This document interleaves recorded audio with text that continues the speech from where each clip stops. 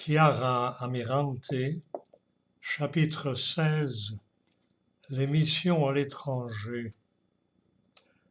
En 1998, par le biais de Franco, l'ami grâce à qui nous avions pu nous installer dans le couvent de Piglio, nous avons fait l'expérience d'une mission en Colombie. Très engagé dans la recherche de fonds et dans la construction de communautés d'accueil pour les enfants des rues, Franco avait lancé entre autres une initiative en Colombie. Il nous demanda de lui donner un coup de main parce que la situation là-bas était vraiment désastreuse, non seulement pour les enfants, mais aussi pour les jeunes toxicomanes.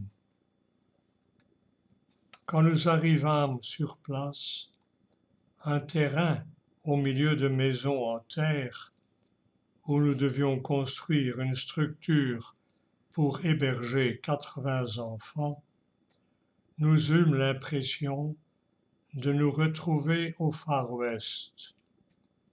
Nous entendions au loin les coups de feu des gens qu'on tuait.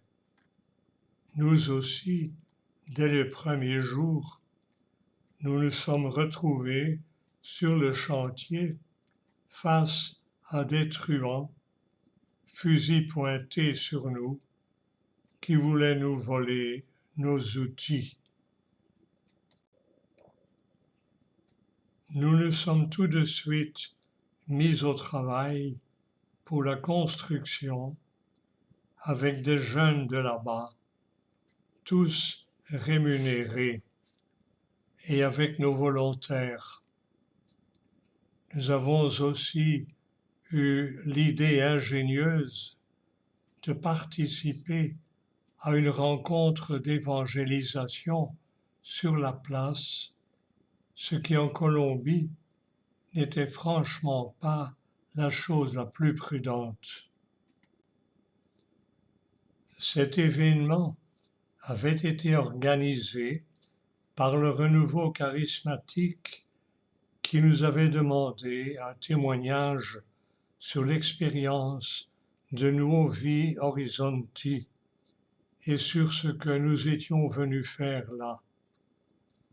Et comme nous étions venus, non seulement pour les enfants, mais aussi pour les jeunes pris dans le milieu de la drogue, nous eûmes la brillante idée de le préciser, ajoutant que si quelqu'un en avait besoin, il pouvait s'adresser à nous. L'ennui, c'est qu'un narcotrafiquant participait aussi à cette rencontre. Il n'apprécia guère l'intrusion des Italiens dans ses affaires. Il se rendit donc avec ses complices armés chez l'évêque, le menaçant de manière très explicite. S'il permettait à Nuovo Horizonti d'implanter une œuvre pour les toxicomanes, il le tuerait, et nous avec. L'évêque savait que ce genre de personnes ne plaisante pas, et il ne prit pas la menace à la légère.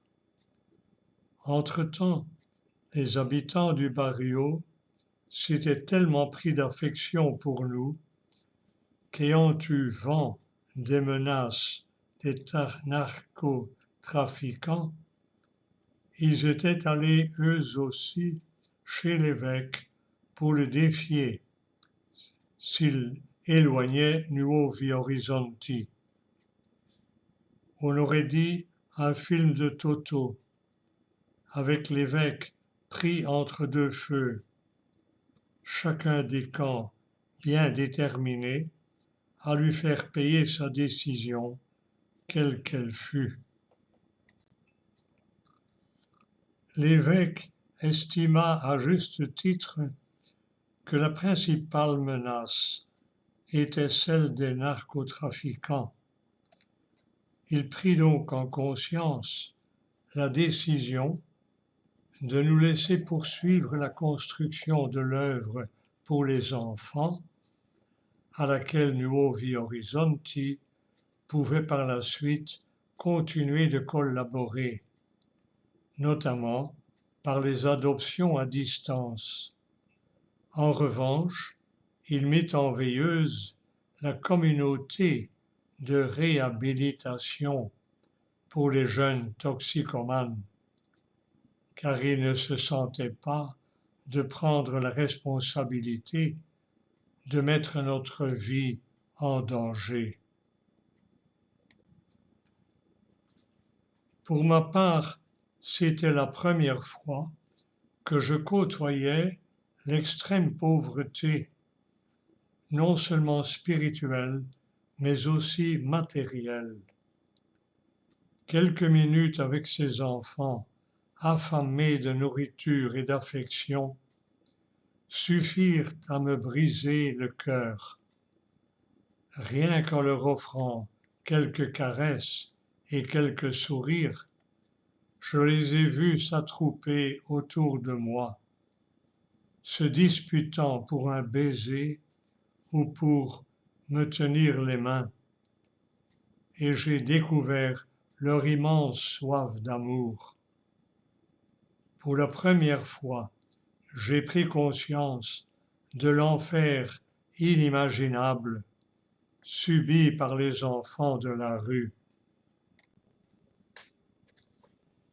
Pendant la journée, j'occupais mon temps tantôt en apportant un peu d'aide concrète pour réaliser la structure d'accueil, tantôt avec les enfants des rues ou dans les maisons en terre à visiter les familles les plus en difficulté. Certains enfants tenaient énormément à ce que j'aille chez eux. Quand j'arrivais à le faire, c'était une grande fête pour eux. Mais pour moi, un crève-cœur à chaque fois. Je n'arrivais vraiment pas à croire que tant d'enfants si petits vivent dans des conditions aussi inhumaines. Les sœurs missionnaires chez qui nous dormions avaient improvisé une cantine avec des aides provenant d'Italie et destinées aux habitants de toutes ces baraques de fortune. C'était vraiment une grande bénédiction parce qu'ils étaient si pauvres qu'ils n'avaient souvent strictement rien à donner à manger à leurs enfants de toute la journée. Les 3 sœurs missionnaires qui s'étaient installées là étaient très jeunes et héroïques. L'une d'elles avait été enlevée puis relâchée par les guérilleros, mais elle avait tenu à rester malgré sa peur pour aider les enfants. Une autre sœur avait attrapé une dengue hémorragique, maladie que l'on contracte par des moustiques infectés, et elle aussi, bien qu'elle risquât de mourir, avait voulu à tout prix rester là. Les enfants s'étaient attachés à elle et elle n'avait pas le courage de les laisser. J'essayais comme je le pouvais de donner un peu d'affection à ces enfants en inventant toutes sortes de jeux. Ils étaient ravis. Ils se sont tout de suite attachés à moi et à Loredana. Dès qu'ils nous voyaient, ils accouraient et nous sautaient dessus. Les jeunes, eux, passait davantage de temps sur le chantier et moins avec les enfants. Ce que les petits préféraient était que nous les emmenions pour une belle promenade en pleine nature qui nous conduisit jusqu'à des arbres fruitiers abandonnés. Ils grimpaient dessus pour cueillir le plus de fruits possible. Il est difficile de décrire leur joie lorsqu'ils atteignaient le trésor rêvé.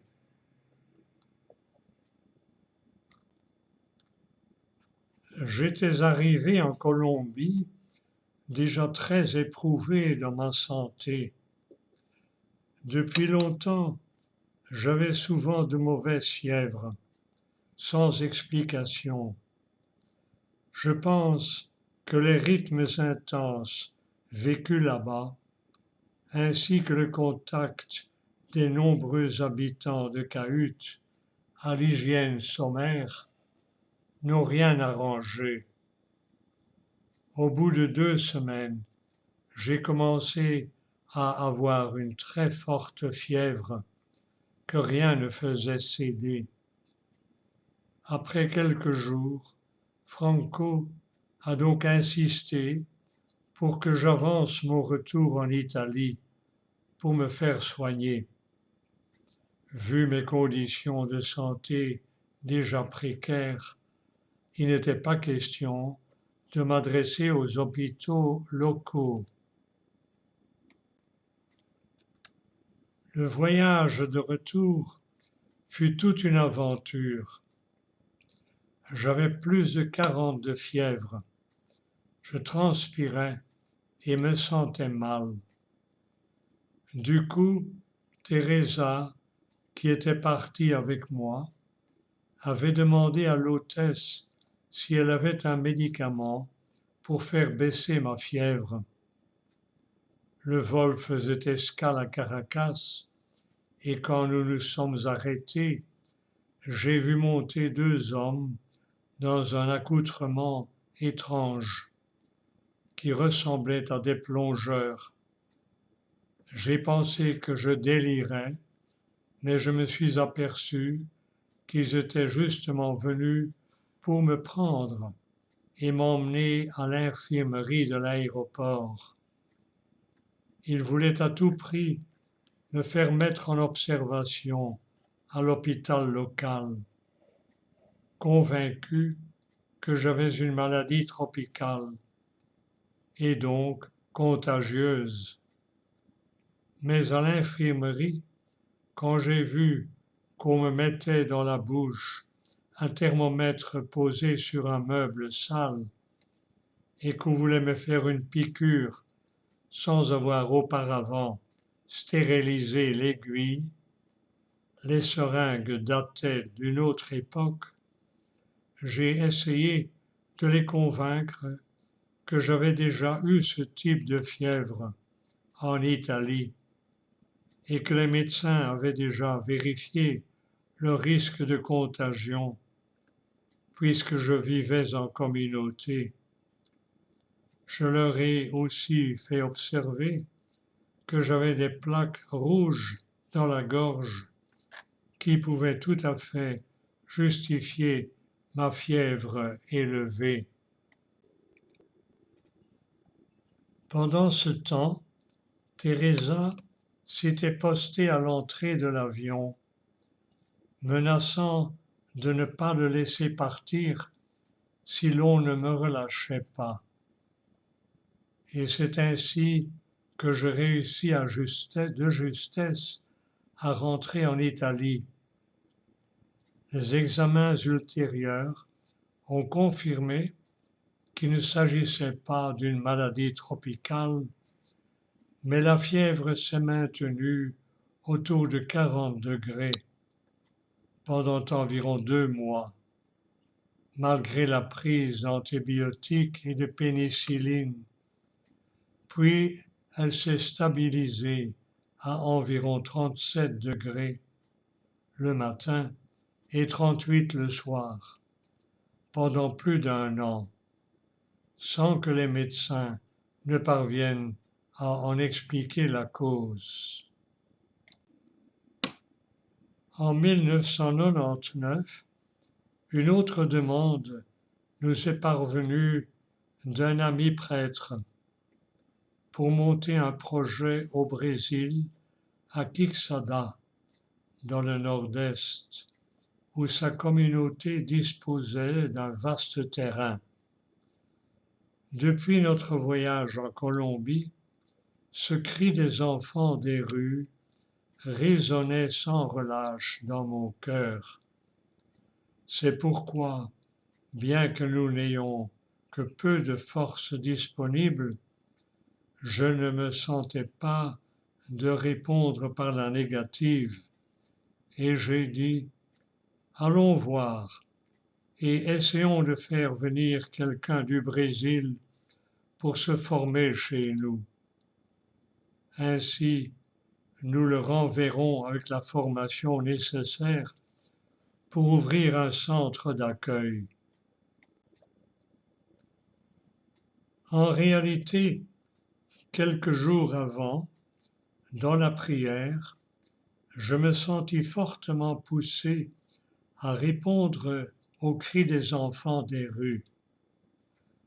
Toutes les décisions un peu folles dans lesquelles je me suis lancé avec la foi des simples, qui n'est pas ma caractéristique principale, car je suis plutôt du genre trop rationnel, ont jailli dans la prière.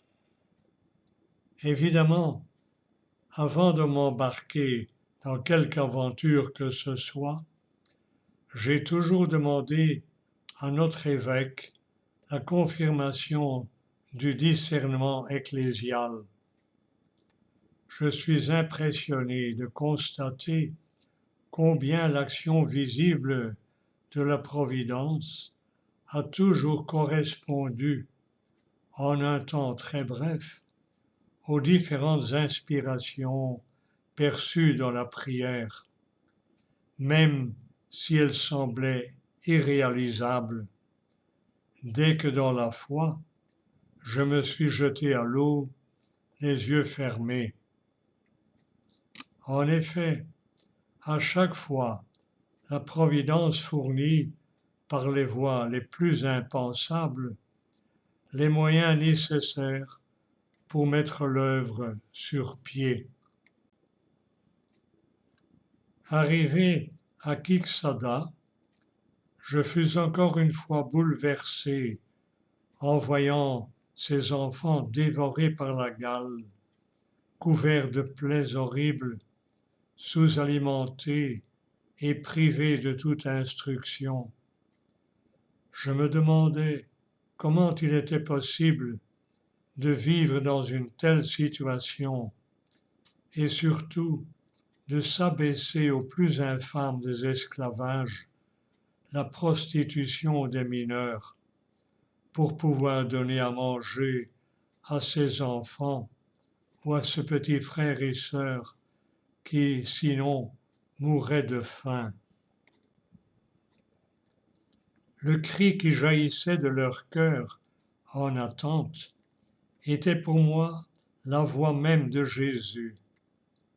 Dans la prière, j'ai eu la certitude que nous devions lancer la citadelle du ciel de Quixada, sans disposer toutefois de la moindre ressource économique ou humaine à ce moment-là.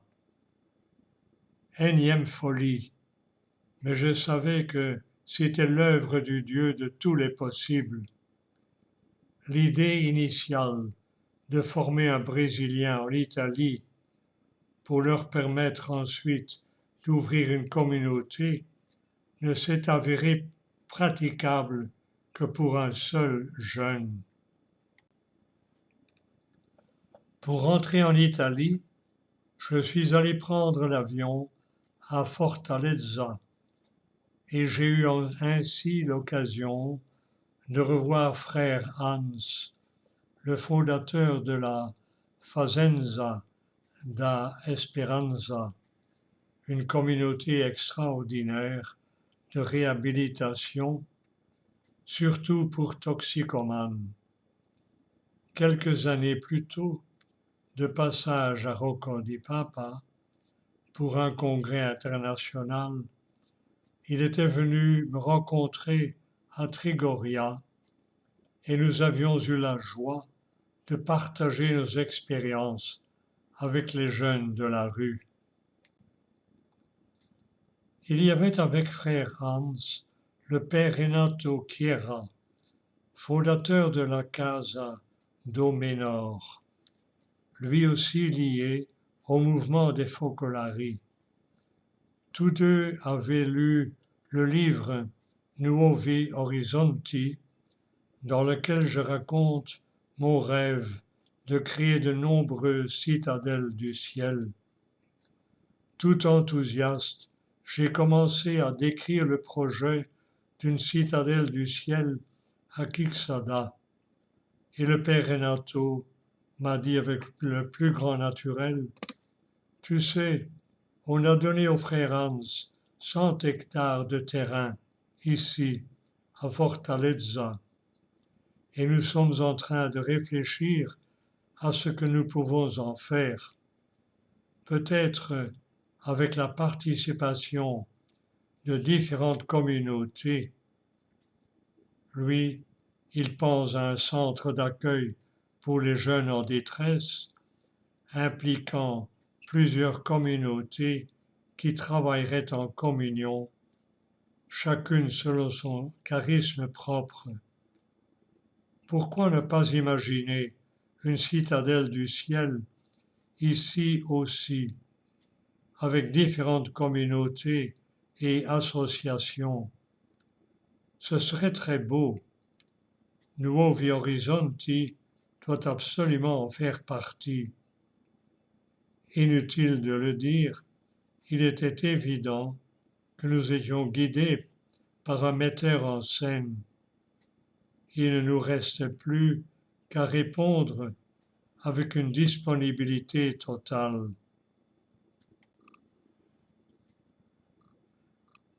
Nous avons démarré à 5 communautés et nous sommes désormais 18, comme un jardin où poussent de nombreuses variétés de fleurs, chacune apportant sa beauté originale. Fin du chapitre 16, les missions à l'étranger, première partie. Et prions. Demandons la grâce de répondre généreusement aux inspirations reçues dans la prière. Amen.